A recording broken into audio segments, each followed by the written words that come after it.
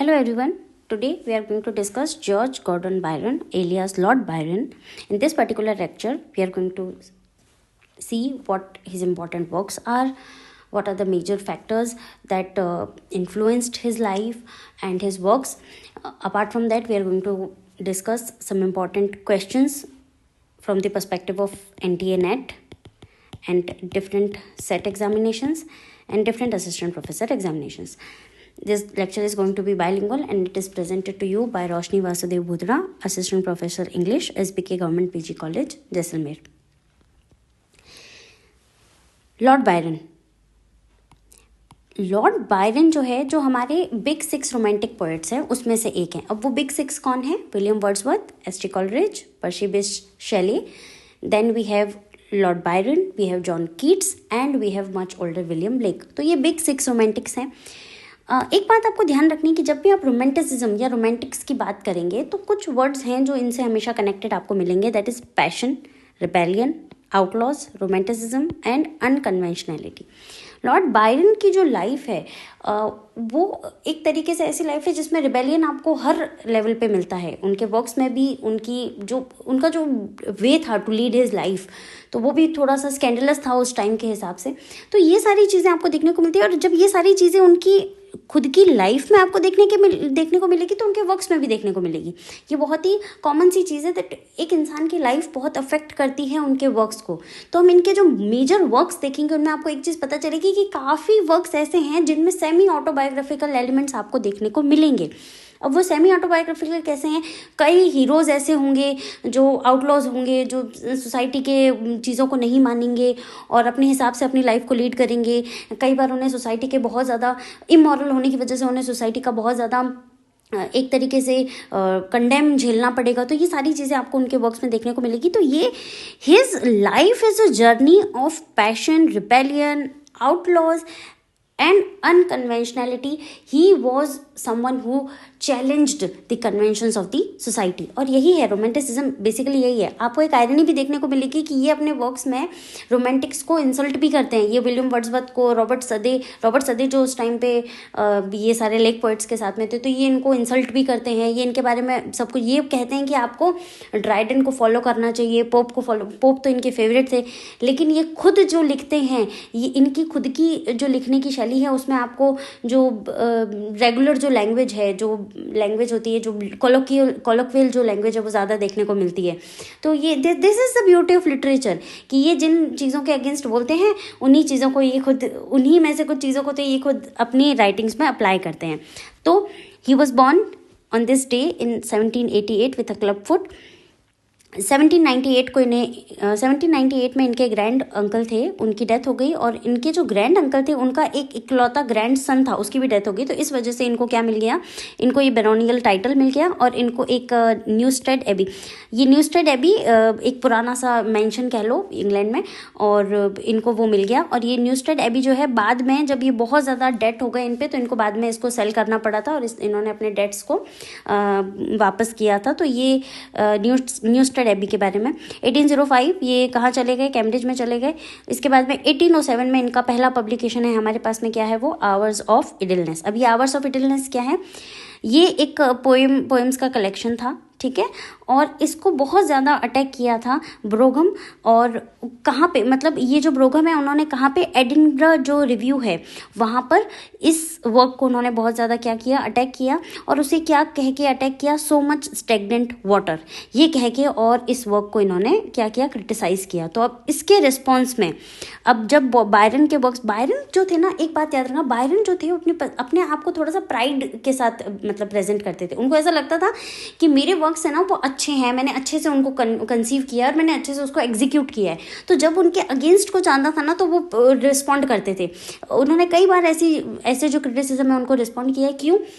क्योंकि उनको ऐसा लगता था कि मेरा जो वर्क लिखा, उनका खुद का जो जजमेंट था अपने वर्क्स को लेके, वो उनको कंपेल करता था to respond to all the negative criticism that he got for his works.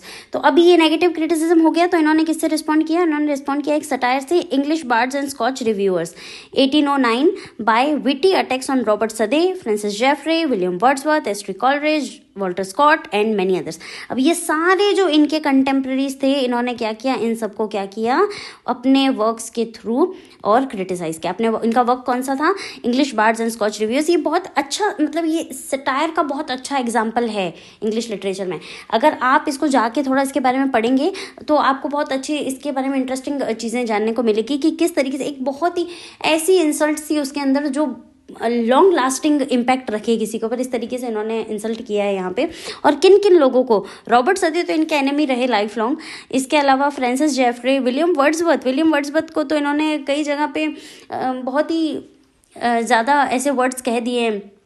ये विलियम वर्ड्सवर्थ की लिखने की शैली को पसंद नहीं करते थे, तो बहुत जगह पे ये कुछ ना कुछ इनके बारे में बोल देते थे। S T. Coleridge, Walter Scott and many others, इन सबको इन्होंने क्या किया, इन सबको इन्होंने अटैक किया है, इंसल्ट किया है। लेकिन डिफेंड किन लोगों को किया है, रॉजर्स और क्रैब, ये दो पोएट्स हैं।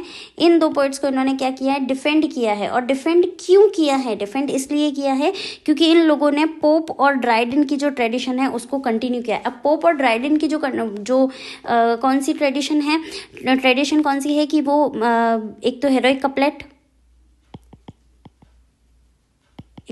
कपलेट, और दूसरा वो सर्टेन रूल्स को फॉलो करते हैं, क्लासिकल्स को फॉलो करते हैं, क्लासिक्स जो हैं उनको फॉलो करते हैं।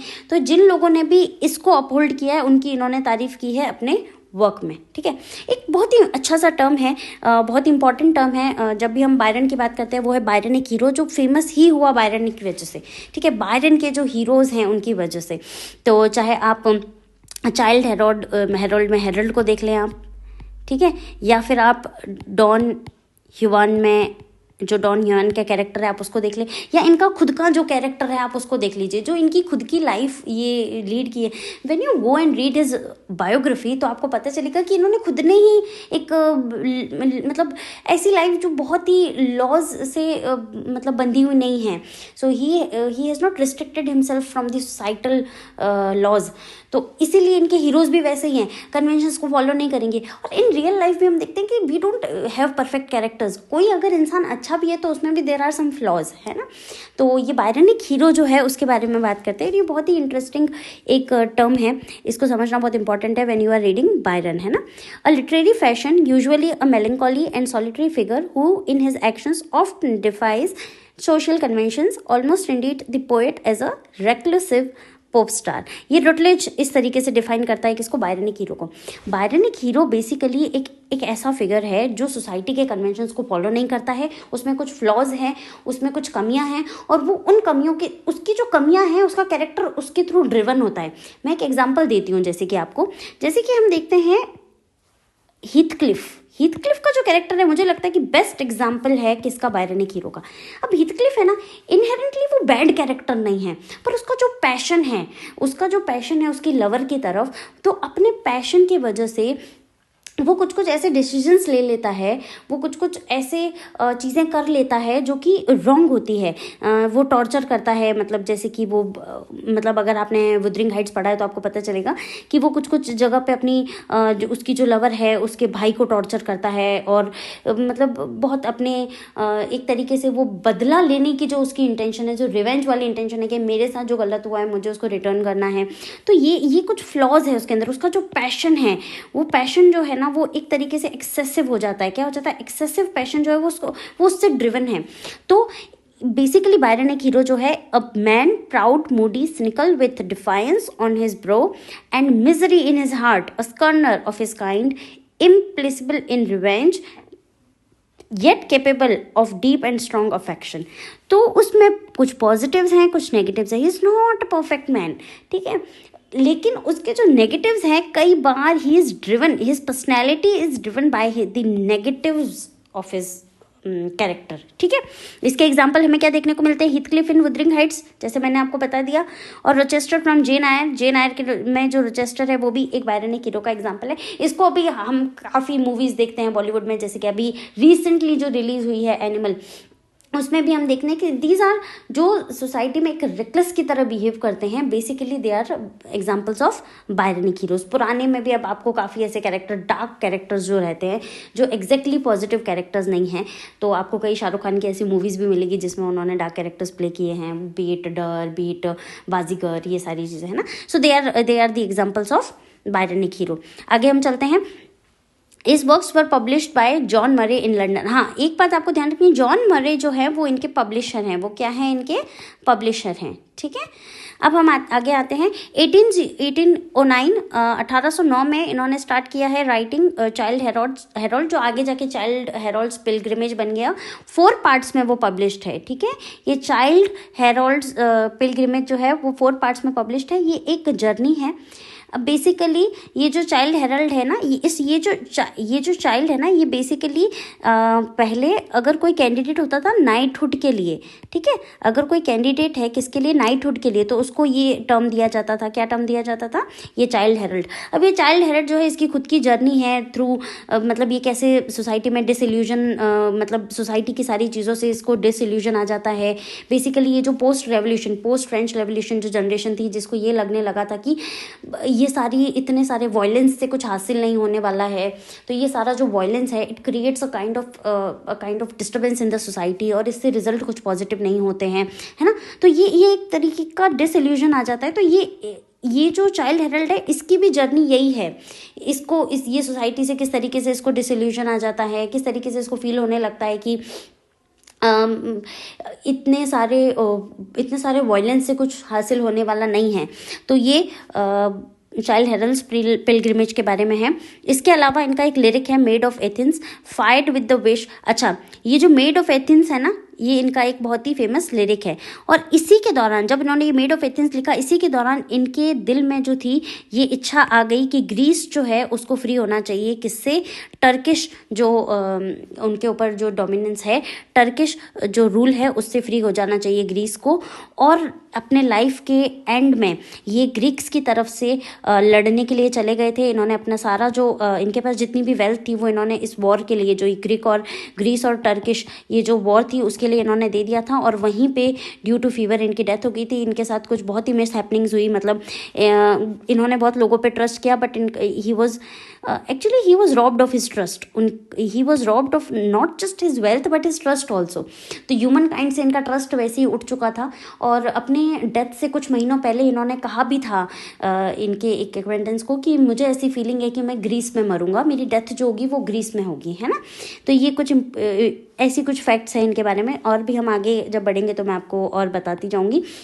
मेरा सजेशन है कि आप एक बार इनके बारे में जाके थोड़ा सा पढ़ें इस लेक्चर के बाद में, ताकि आपको ये सारे फैक्ट्स जो मैं बता रही हूँ वो एकदम आपको लर्न हो जाए। अब हम बात करते हैं इनकी हेरोइक पोएम्स की। अच्छा, 1812 में literary triumph with the publication of the first 2 cantos of Childe Harold's pilgrimage. अच्छा, तो इनका 1812 में पब्लिश हुआ है चाइल्ड हेरल्ड्स पिलग्रिमेज के 2 कैंटोस, 4 पार्ट्स में ये पब्लिश्ड है। और ये बहुत ही अपने आप में एक उसी टाइम पे बहुत पॉपुलर हो गया ये वर्क। और इस एक वर्क की वजह से इतने ज़्यादा इनको बहुत ज़्यादा इनको तारीफ़ भी मिली, बहुत अच्छे इनके ऊपर जो इनको पॉजिटिव क्रिटिसिज्म भी आए, ठीक है। और इसके अलावा वॉल्टर स्कॉट ने इनके बारे में ऐसा कुछ स्टेटमेंट भी दे दिया कि जिस ब्यूटी से इन्होंने लिखा है वैसा तो ना कभी हुआ है ना कभी होगा। तो मतलब ये बहुत ही एक्चुअली जो रोमांटिक्स थे ना वो इम्पल्सिव थे थोड़े। तो अब इनके ये फेमस हो गया चाइल्ड हेरल्ड्स पिलग्रिमेज। तो इसकी पॉपुलैरिटी को देखते हुए सब लोगों ने इनके बारे में अच्छा बोलना शुरू कर दिया। That was the impulsive nature of Romantics. Basically ये सब इम्पल्सिव थे, तो इनको उस टाइम पे ये इम्पल्स आता था कि किसी ने बहुत ही अच्छा कर दिया है, तो ये ऐसे इनके ऊपर अच्छे पॉजिटिव इनके क्रिटिसिज्म भी आए। अब हम बात करते हैं इनकी हेरोइक पोएम्स। ये कुछ इंपॉर्टेंट हेरोइक पोएम्स हैं, ये देखिए, द ब्राइड ऑफ एबिडोस, इसके अलावा द जेओवियर, इसके अलावा Lara 1814 rhymed tragic narrative poem, the corsair 1814 semi autobiographical tale in verse dedicated to Irish poet Thomas Moore. इन्होंने डेडिकेशन किया है, काफ़ी वर्क्स इनके किसी ना किसी को डेडिकेटेड है। The siege of Corinth 1816 rhymed tragic narrative poem, और पेरिसिना 1816।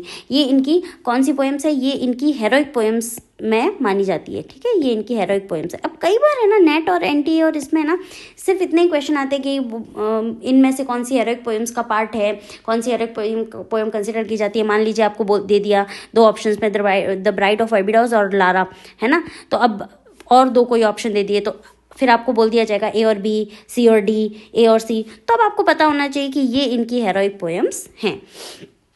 इसके अलावा 1816 में इनका वर्क आया हेब्रू मेलोडीज। अब ये हेब्रू मेलोडीज क्या है? ये कलेक्शन ऑफ 30 पोएम्स है by Lord Byron to accompany music compose by Isaac Nathan. Isaac Nathan की म्यूजिक, इनका एक म्यूजिक था, इनके म्यूजिक को एकम्पनी करने के लिए इन्होंने 30 पोएम्स का एक कलेक्शन लिखा और वो था Hebrew melodies. The prisoner of Ceylon. अब ये द प्रिजनर ऑफ शिलोन आया है कब? 1816 में, नैरेटिव पोएम है। Chronicles the imprisonment of Genevese monk François Bonivard, ठीक है।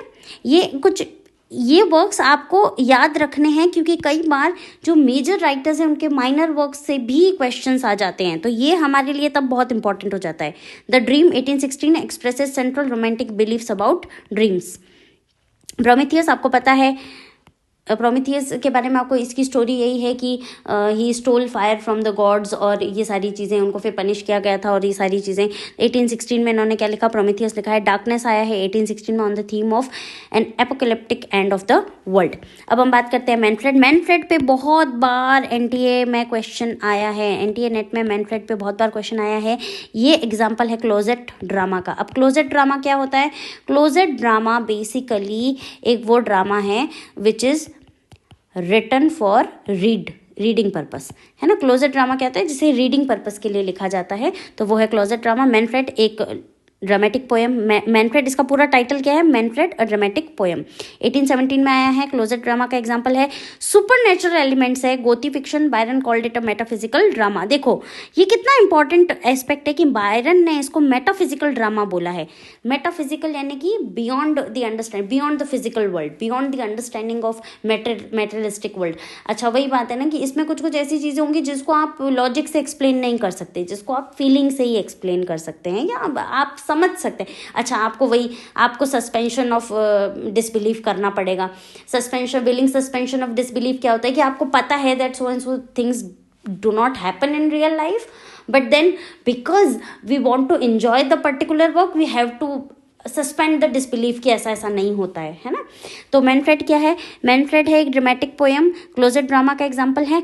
एक बात आपको ध्यान रखनी है कि जो लॉर्ड बायरन है ना, इन्होंने कुछ टाइम ये शैलेज के साथ में रहे थे। शैले कौन से? अपने पीबी शैले, मैरी शैले, इन लोगों के साथ में ही रहे थे। मैरी शैले ने तो कहा भी है किसके बारे में? लॉर्ड बायरन के बारे में, कि इनकी कोई भी राइटिंग ऐसी नहीं है, जो कि इस बात से अफेक्टेड नहीं है कि he was born with a club foot, ठीक है।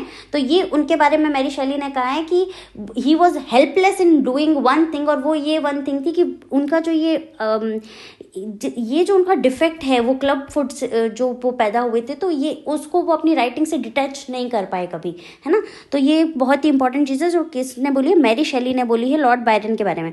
आपको एक बात पता होगी, ये जो मैरी शैली और पीबी शैली और ये लोग जो थे, इनके बीच में एक बेट लगी थी, और वो बेट थी कि कौन सबसे अच्छा गोथी फिक्शन लिखेगा, कौन सबसे अच्छी एकदम ऐसी स्टोरी लिखेगा जो कि डरावनी हो, गोथी फिक्शन। और इसी मतलब बेट के चलते ये जो हमारी मैरी शैली थी, इन्होंने क्या लिखा था? अपना वर्क लिखा था फ्रैंकेनस्टीन, ठीक है, जो बहुत ही फेमस वर्क है, आपको पता होगा। तो ये एक बेट थी, और उस टाइम पे लॉर्ड बायरन ने क्या लिखा है? मैनफ्रेड लिखा है। और एक शॉर्ट स्टोरी हम आगे जाके देखेंगे, जो भी इन्होंने गोथी फिक्शन का एग्जाम्पल है वो आगे एक क्वेश्चन में भी आएगा। तो ये आपको ध्यान रखना है कि मैरी शैली और पीबी शैली के साथ में, एक्चुअली मैरी शैली और पीबी शैली ने इनको और इनकी उस दौरान इनका लव इंटरेस्ट था, जिनको इन लोगों ने एक तरीके से एकोमोडेशन प्रोवाइड किया था जहाँ पे ये रह रहे थे, लॉर्ड बायरन और इनका जो लव इंटरेस्ट थी वो। तो उस दौरान इन लोगों का जो भी एक्सचेंजेस हुए, और इन्होंने मैरी शैली के ये गोथी फिक्शन और इस पूरे ट्रेडिशन में इन्होंने लिखा है क्या? ये मैनफ्रेड अ ड्रामेटिक पोएम। ये आपको ध्यान रखना है कि ये गोथी फिक्शन का एग्जाम्पल है, ठीक है। इसके अलावा द लेमेंट ऑफ टेसो 1817 में आया है। बेपो क्या है? बेपो अ वेनेटियन स्टोरी, ये आया 1817 में। ये बायरन का फर्स्ट अटेम्प्ट है क्या लिखने की तरफ? ओटावा राइमा। अब ओटावा राइमा क्या है? ओटावा राइमा एक तरीके से एक मीटर है, ठीक है, एक मीटर है, और 8 iambic lines 8 iambic lines, usually iambic pentameters. इसकी राइम स्कीम क्या होती है? A B A B A B C C, ये राइम स्कीम, इसे बोलते हैं ओटावा राइमा.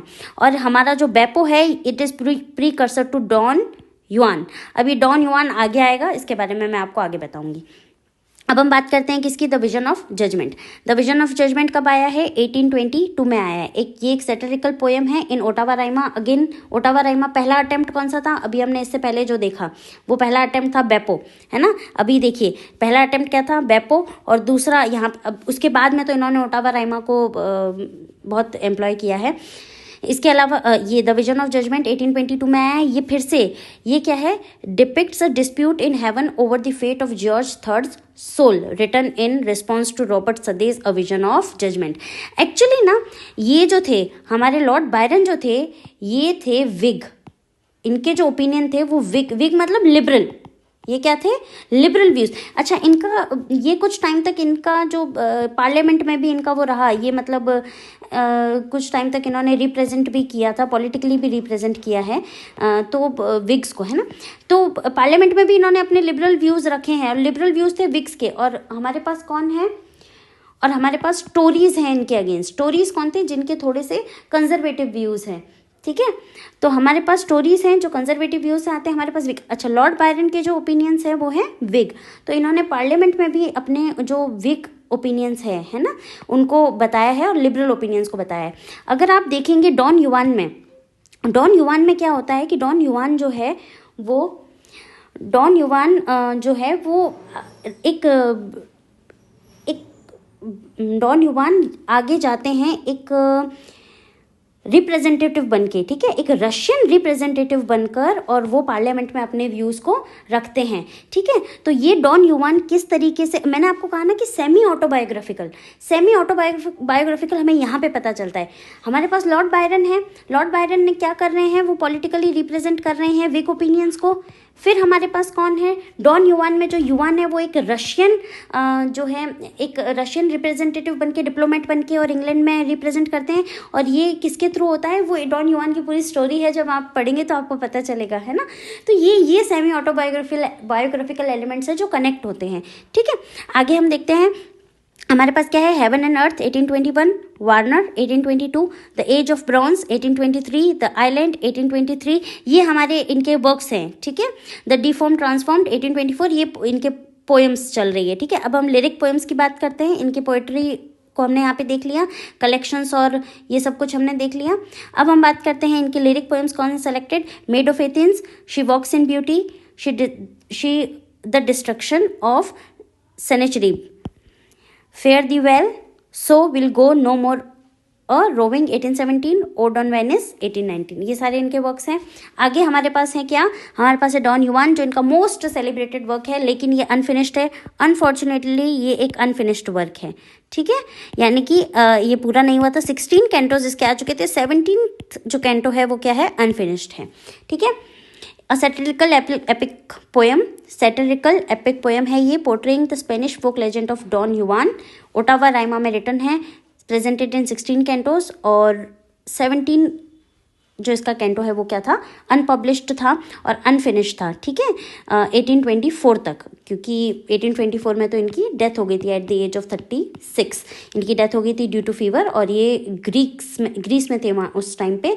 और ये जो वॉर थी उसमें इनका पार्टिसिपेशन था, ग्रीक्स वर्सेस जो टर्क्स थी उस वॉर में. ठीक है, ये हमारा डॉन युआन जो है वो डेडिकेटेड है रॉबर्ट सदे को. मैंने आपको बताया स्कर्नफुली, मतलब ऐसा नहीं है कि ये बहुत ही आउट ऑफ रिस्पेक्ट इन्होंने इसको बहुत उनको कुछ डेडिकेट किया है, बट ये स्कर्नफुली था, है ना, इंसल्टिंग वे में. In canto third the tone digresses through the isles of Greece section in which he gives his political opinions about Ottoman empire's hegemony upon Greece. ये वही बात है, मैंने आपको बता दिया, ये टर्क्स वर्सेस ग्रीस वाली जो बात है वो. ठीक है, यहाँ पे ये अपने पॉलिटिकल ओपिनियंस देते हैं. Directly mentions Greek poet Sappho. ये क्वेश्चन आया हुआ है इसलिए मैंने इसको यहाँ पे ऐड कर दिया है. अब हम बात करते हैं मजेपा की. 1819 में आया है मजेपा. नैरेटिव पोएम है based on the early life of Ivan Mazeppa, जो कि लेटर क्या बन गए थे? हेटमैन, यानी कि military leader of Ukraine. The prophecy of Dante 1821, a tale in verse. Marino Faliero, doge of Venice 1821, a blank verse strategy in 5 acts. ठीक है, इसके अलावा हमारे पास कुछ और वर्क्स हैं। ये क्लोजेट ड्रामा है Cain 1821, a dramatic work closet drama story of Cain and Abel. अच्छा, ये केन एंड एबेल कौन है? एडम और ईव के बेटे हैं। ठीक है, इसमें से जो ये केन है वो एक फार्मर है, एबेल जो है वो एक शेफर्ड है। ठीक है, और जो गॉड है वो एबेल को मतलब थोड़ा सा ज़्यादा फेवर करते हैं, तो केन को इस बात का बुरा लग जाता है। केन जो है वो एबेल को मार देता है। ये कुछ स्टोरी है, और इस स्टोरी को केन के पॉइंट ऑफ व्यू से बताने की कोशिश की है किसने? लॉर्ड बायरन ने इस स्टोरी को कैन के पर्सपेक्टिव से, यानी कि कैन जो है वो किसको मार देता है? एबेल को मार देता है, तो कैन को पनिशमेंट मिलता है, लेकिन कैन का जो पॉइंट ऑफ व्यू है वो बताने की कोशिश की है किसने? लॉर्ड बायरन ने, इस पोएम के थ्रू। तो ये सारे इंपॉर्टेंट वर्क्स थे। इसके अलावा अगर आपको कुछ पढ़ना है तो आप खुद कुछ जाके रिसर्च कर सकते हैं। अब हम कुछ क्वेश्चंस डिस्कस करेंगे जो कि आ चुके हैं, किसी न किसी एग्जाम में आ चुके हैं, नेट में आ चुके हैं, या फिर अदरवाइज, तो हम उसको डिस्कस करेंगे। ठीक है, which ancient writer's name is directly mention in Lord Byron's poem the isles of Greece. ये द आइल्स ऑफ ग्रीस जो है वो थर्ड कैंटो में आता है। ये कैंटो थर्ड में आता है ऑफ डॉन युआन। ठीक है, डॉन युआन के कैंटो थर्ड में आता है ये, और इसमें हमारे पास सैफो मैंने बताया भी है। अब ये who among the following wrote Mazeppa भी हमारे आया है about 17th century military monk. ये हमने अभी पढ़ा है कि वो हेटमैन और military leader of who Ukraine, military leader of Ukraine. इसके बारे में हमने इवान मजेपा के बारे में बात की, तो ये लॉर्ड बायरन ने लिखा है।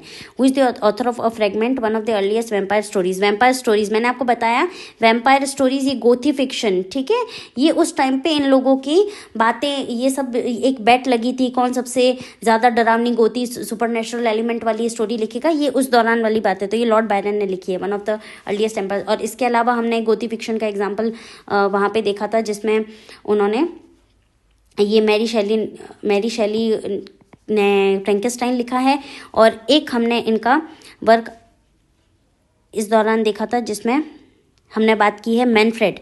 एक इनका मैनफ्रेड हो गया, और एक हमारे पास ये हो गया ये अ फ्रेगमेंट। अब हम देखते हैं which of the following is not true of the Byronic hero.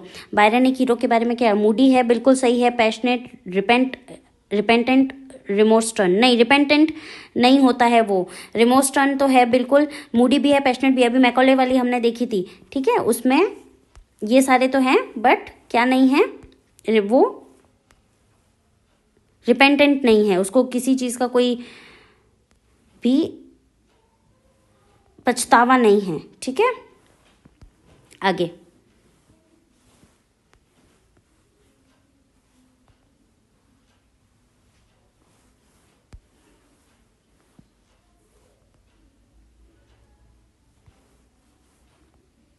Kubla Khan is thought to have been written in 1797, but it was not published until 1816. Who persuaded Coleridge to publish it? Byron.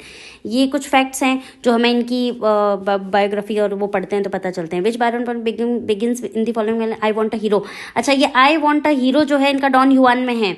ठीक है, आई want a hero ये जो है, अगर आप Routledge देखते हैं, Routledge में ये वाली बात सबसे पहले लिखी हुई है, आई वॉन्ट अ हीरो। ये रुटलेज की फर्स्ट, जैसे ही हम स्टार्ट करते हैं किसको पढ़ना, लॉर्ड बायरन को पढ़ना स्टार्ट करते हैं, तो ये पहली लाइन आती है उसके अंदर, आई वॉन्ट अ हीरो। ये स्टार्ट होता है डॉन युआन में।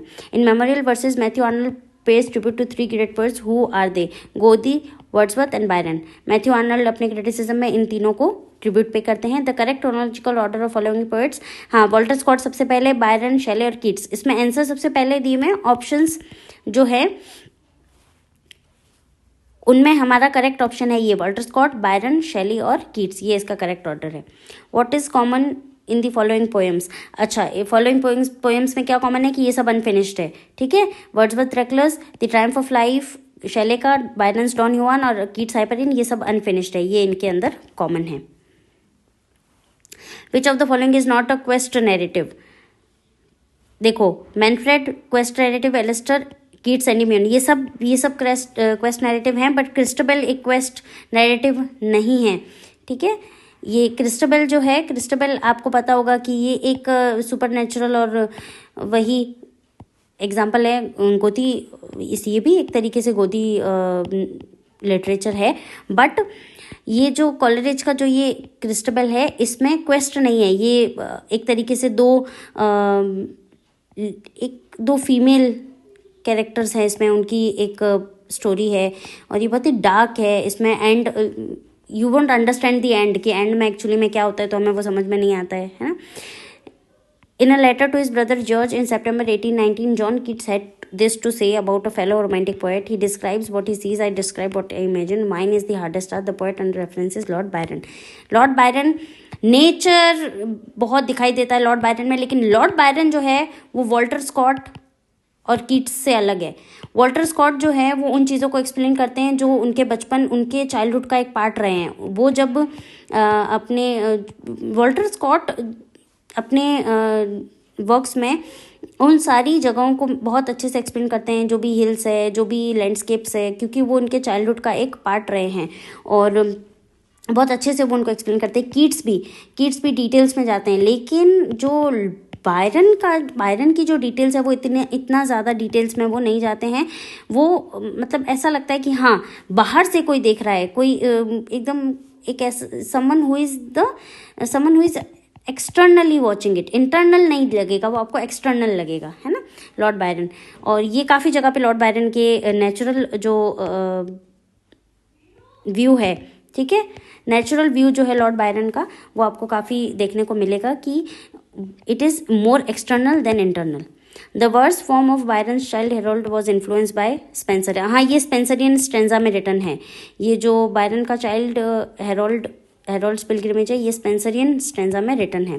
To example of closet drama, हाँ बिल्कुल, Byron's Manfred and Shelley's Cenci. Then we have the question, in J.M. Coetzee's Disgrace, David Leary is working on an opera on the life of one of the romantic poets, who is the poet Byron.